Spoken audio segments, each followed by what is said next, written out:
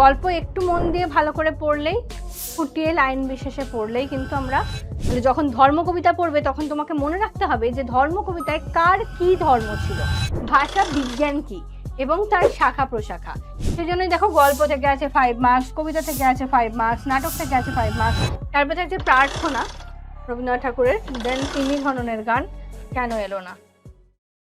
Hello class 12, তোমাদের জন্য আমি ব্রিজ কোর্স নিয়ে এসেছিলাম, যেটা ক্লাস 11 থেকে ক্লাস 12-এ যাওয়ার যে জার্নিটা সেটা তোমাদেরকে বোঝাবো বলে তোমাদের সিলেবাস ইন্ট্রোডাকশন দিয়েছিলাম, কি কি গল্প কবিতা আছে বলে দিয়েছিলাম। কিন্তু হতে পারে ওটা ওই 1.5 ঘন্টার একটা লেন্দি ক্লাস, সেটা অনেকেই মিস করে গেছো, সেই সময় হয়তো অ্যাভেলেবেল ছিল না বা পরে দেখা হয়নি, যাই হোক কিছু না কিছু প্রবলেমস কারণ সেই সব তো থাকেই। তো সেই সমস্ত জিনিসপত্রকে দূরে সরিয়ে আজকে যেটা হবে কমপ্লিট সিলেবাস ব্রেকডাউন, অর্থাৎ তোমাদেরকে শুধুমাত্র আমি বেঙ্গলির যে পার্টিকুলার সিলেবাস আছে সেটা জানিয়ে দেব, যে আমরা 11 থেকে 12-এ উঠে গেছি ম্যাম, এবার 12-এ আমাদেরকে কি কি পড়তে হবে। অনেকের হয়তো ক্লাস ফার্স্ট কিছু স্টার্ট হয়নি, মানে স্কুলেতে বলছি আর কি, বইপত্র কিছু দেওয়া হয়নি। তো সেই হিসেবে আমরা একটুখানি জেনে নিই যে কি কি বিষয়বস্তু আমাদেরকে জানতে হবে। তো সেমিস্টার 3 অ্যান্ড সেমিস্টার 4 এই দুটো মিলে আমাদের ক্লাস 12 সকলেই জানো। সেমিস্টার 3-তে থাকছে সমস্তটাই এমসিকিউ টাইপস, অর্থাৎ যেটা তোমাদের সেমিস্টার 1 ছিল, same as semester 1, same as semester 1, ঠিক? তাহলে সেমিস্টার 1-এ যেমন ভাবে ছিল সমস্তটাই এমসিকিউ টাইপ, সেই রকম টাইপে তোমাদের কোয়েশ্চেন আসছে। কটা আসবে ম্যাম কোয়েশ্চেন? 40 মার্কস যেহেতু, তাহলে 40টাই কোয়েশ্চেন থাকবে, 40টা প্রশ্ন,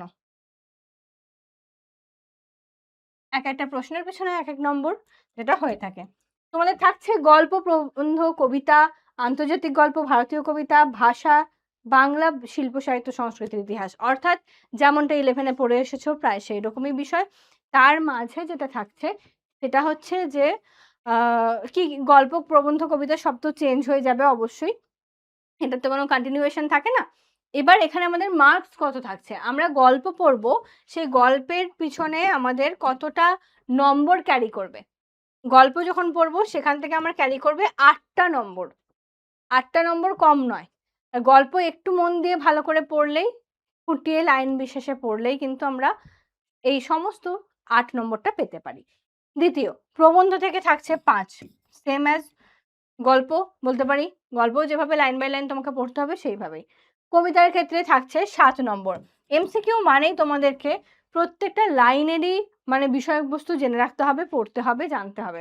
হ্যাঁ, এবার কি কবিতার ক্ষেত্রে হয়তো কেউ কেউ মুখস্থ করতে পারো, যারা আবৃত্তি করো তারা পেরে যাবে তাড়াতাড়ি করতে, যারা পারো না তাদের ক্ষেত্রে মূল বিষয়গুলোকে মনে মনে করে রাখতে হবে, ঠিক? ক্লাস 12-এর যেমন তোমাদের এই যে ধরো প্রথম কবিতা যেটা পড়বে ধর্ম কবিতা, তাহলে যখন ধর্ম কবিতা পড়বে তখন তোমাকে মনে রাখতে হবে যে ধর্ম কবিতায় কার কি ধর্ম ছিল। এটাই ধর্ম কবিতার থেকে কিন্তু এমসিকিউ আসার সবচেয়ে কমন জায়গা এবং মেন তো সেটাই কবিতার মধ্যে। নেক্সট, আন্তর্জাতিক গল্প, ভারতীয় কবিতা, সেখান থেকে থাকছে 5। তারপরে আছে ভাষা, ভাষা পোর্শনটা আমাদের ক্যারি করছে 10 নম্বর, তাই জন্য ভাষাটাকে খুব ভালো করে পড়তে হবে। তবে হ্যাঁ, এটুকু আমি বলে দেব যে ক্লাস 11-এ যে হারে যে রকম কঠিন ভাষার জায়গা পড়ে এসেছো, সেখান থেকে ক্লাস 12-এ অনেকটাই সহজ আছে। ওই রকম আর হচ্ছে ভাষা গোষ্ঠী মনে রাখতে হবে না। ভাষার পোর্শনটা, ভাষাতত্ত্বের যে জায়গাটা, এই জায়গাটা অনেকটা সহজ আছে। আর বাংলা শিল্প সাহিত্য সংস্কৃতির ইতিহাস যেটা থাকছে সেখান থেকে যাচ্ছে আমাদের 5 মার্কস, অনলি 5 মার্কস। ওকে, তাহলে সেমিস্টার 3-তে আমাদের কি কি পড়তে হচ্ছে, এবার একটু পড়াশোনার মানে টপিক গুলোতে চলে আসি। কি কি টপিক আমাদেরকে পড়তে হচ্ছে? পড়তে হচ্ছে আদরিণী গল্প, প্রভাত কুমার মুখোপাধ্যায়ের একমাত্র, ঠিক আছে, একটাই মাত্র গল্প পড়তে হচ্ছে তোমাদেরকে। নেক্সট, কবিতা থাকছে দুটো, একটা হচ্ছে ধর্ম যেটা শ্রীজাতর লেখা, আর দিগ্বিজয়ের রূপকথা যেটা নবনীতা দেবসেনের লেখা, দুটো কবিতা পড়বে তোমরা। প্রবন্ধ আছে বাংলা ভাষা, স্বামী বিবেকানন্দের লেখা। আন্তর্জাতিক গল্প বা কবিতা এই দুটো আছে, তার মধ্যে আন্তর্জাতিক গল্প পড়বে পোর্টরাজ, শঙ্কররাও খারাটের, আর আন্তর্জাতিক কবিতা পড়বে তার সঙ্গে পাবলো নেরুদার। এবার এখানে আমি দুটো জিনিস বলে দিই, আন্তর্জাতিক গল্প কবিতা বিষয়টা কি, যেখানে আমরা দেখতে পাবো যে আন্তর্জাতিক বলতে আমাদের ভারতবর্ষের মধ্যে কিংবা ভারতবর্ষের বাইরের এইরকম কিছু জিনিসপত্র আমাদের থাকে। ঠিক আছে? ভারতীয় আ এটা যেমন ভারতীয় গল্প অ্যাকচুয়ালি। ভারতীয় গল্প আর আন্তর্জাতিক কবিতা বলতে পারো।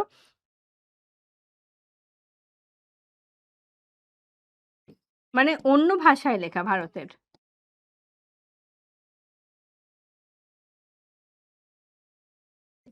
এদিকে আমাদের চলে আসছে কি তাহলে? ভারতীয় গল্প আর আন্তর্জাতিক কবিতা এই আসছে আমাদের। যেটা বললাম যে ভারতের অন্যান্য ভাষায় লেখা গল্প আর আন্তর্জাতিক কবিতা তার সঙ্গে পাবলো নেরুদার যেটা তোমরা ক্লাস 10 তে পড়েছিলে তার সঙ্গে এই হচ্ছে অসুখী একজন। তো সেরকমই পাবলো নেরুদারের লেখা তার সঙ্গে বলে একটি কবিতা পড়ব যেটা বাংলায় অনুদিত। বেশ এটা চলে গেল। এবার ভাষা পোরশনে কি পড়ব? ভাষাতে পড়ব ভাষা বিজ্ঞান কি এবং তার শাখা-প্রশাখা। এই দুটো জিনিস পড়ব। আর পড়ব ধ্বনিতত্ত্ব, শব্দার্থ তত্ত্ব। ঠিক আছে? ৩ টে জিনিস। তারপরে সাহিত্য, সংস্কৃতি, ইতিহাস। তাহলে এই যে জায়গাটা এখান থেকেই আমাদের ১০ নম্বর ক্যারি করবে এটাকে মনে রাখতে হবে। যে 10 মার্কস এখান থেকে আমাদেরকে ক্যারি করতে হবে। আর তারপরে বাংলা শিল্প, সাহিত্য, সংস্কৃতি, ইতিহাসের মধ্যে আছে গানের ইতিহাস, বিজ্ঞান চর্চার ইতিহাস, ক্রীড়ার ইতিহাস। এবার যেহেতু এটা এমসিকিউ তোমাদেরকে প্রত্যেকটা জায়গা থেকেই পড়তে হবে। ঠিক? নেক্সট আসবো 4th সেমেস্টারে যেখানে আমাদের এসএকিউ, এলএকিউ টাইপ কিন্তু বাংলায় কি হয় 5 মার্কসের হয়। বাংলায় সমস্ত প্রশ্ন 5 মার্কস। এবার এটা ডিভিশন হয় 2 + 3 বা এই যে 3 + 2 যাই বলো না কেন আর থাকে হোল 5। ঠিক আছে? এরকম ডিভিশনেতে থাকতে পারে। সেজন্যই দেখো গল্প থেকে আছে 5 মার্কস, কবিতা থেকে আছে 5 মার্কস, নাটক থেকে আছে 5 মার্কস। 5 এর যা কিছু আর কি হয়। তারপর পূর্ণাঙ্গ সহায়ক গ্রন্থ সেখান থেকে আছে 10 মার্কস। তারপরে আছে শিল্প সাহিত্য সংস্কৃতি সেটাও 5 মার্কস। আর এসে যাচ্ছে প্রবন্ধ রচনা যেটা থাকছে 10 মার্কস। তাহলে দুটো আমাদের এখানে 10 মার্কস চলে আসছে। একটা প্রবন্ধ রচনা যেটা আমরা সেই মাধ্যমিকেও পড়েছি ১০ নম্বরের জন্য প্রবন্ধ লেখা। বা তোমাদের 2nd সেমেস্টারেও পড়েছো। আর এখানে পূর্ণাঙ্গ সহায়ক গ্রন্থ যেটা থাকবে ডাকঘর সেখান থেকে থাকছে তোমাদের ১০ নম্বর। ঠিক আছে? তাহলে সবই ৫, ৫, ৫, ৫ করে থাকছে। Same as 2nd semester. তো একই ব্যাপার। এবার এখানে কি থাকছে? হলুদ পোড়া থাকছে। মানিক বন্দ্যোপাধ্যায়ের লেখা হলুদ পোড়া। তারপরে থাকছে হারুন সালামের মাসি। তারপরে থাকছে প্রার্থনা রবীন্দ্রনাথ ঠাকুরের। দেন তিমির হননের গান কেন এলো না। নানা রঙের দিন অজিতেশ বন্দ্যোপাধ্যায়ের নাটক থাকছে যেটা থেকে ৫ থাকছে। পূর্ণাঙ্গ সহায়ক গ্রন্থ ডাকঘর এটাও একটা নাটক কিন্তু এটা থেকে থাকছে আমাদের ১০ যেটা পড়লাম। আর শিল্প সাহিত্য সংস্কৃতি এখানে যেমন আগেরটায় গান, ক্রীড়া ইত্যাদি পেয়েছো। এখানে পাবে চিত্রকলার ইতিহাস, চলচ্চিত্রের ইতিহাস। দুটো মাত্র জায়গা। তাও এখানে অপশন থাকে, অর থাকে। দুটোর মধ্যে যেকোনো একটা তোমরা যদি একদম খুঁটিয়ে ভালো করে পড়ে যাও সেখান থেকেই 5 মার্কসের কোয়েশ্চেন গুলো অ্যাটেন্ড করতে পারো। তাহলে ব্যাস 2nd টা আর পড়ার দরকার পড়ে না। আর আছে প্রবন্ধ রচনা যেখানে আছে যে যেকোনো একটি বিষয়ে প্রবন্ধ লিখতে হয়। সেখানে কি হয় একটা প্রস্তাবনা দেওয়া থাকে। একটা আর কি অংশ দেওয়া থাকে বলতে পারি। সেই অংশটাকে ভূমিকা বা ভিত্তি হিসেবে তোমাকে গ্রহণ করতে হয় যে এটার মধ্যে কি লেখা আছে। ওটা পড়ে তোমাকে বুঝতে হবে যে আচ্ছা এই বিষয়ে তার মানে আমাকে প্রবন্ধ লিখতে হবে। তাহলে যেটুকু পোরশন দেয়া থাকবে একটা অনুচ্ছেদ দেয়া থাকবে।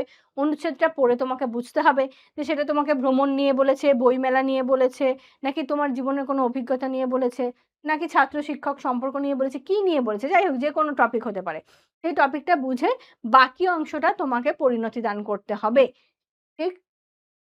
বিষয়বস্তুর মধ্যে দিয়ে। আর নেক্সট বলছে প্রশ্নে একটা কোনো একটা সূত্র বা তথ্য দেওয়া থাকবে। এটা বেশিরভাগ ক্ষেত্রে কোনো মানুষকে নিয়ে লেখা হয়। কোনো বিশেষ কবি, সাহিত্যিক, লেখক এইরকম মানুষদেরকে নিয়ে লেখা হয় কিংবা কোনো বিশিষ্ট ব্যক্তি যারা, তাদের জীবন, তাদের মৃত্যু, তাদের বাদবাকি বিভিন্ন কাজকর্ম, পড়াশোনা ইত্যাদি নিয়ে মাঝখানে দেওয়া হয়। সেই সূত্রগুলোকে ধরে নিয়ে তোমাদেরকে করতে হয় একটা পুরো মানে একটা প্রবন্ধ রচনা। ঠিক আছে?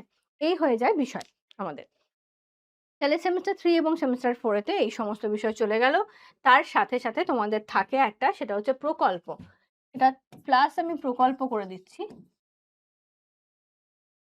প্রকল্প একটা থাকে, সেই প্রকল্পটা যেটা থাকে সেটা হচ্ছে স্কুল থেকে করাবে।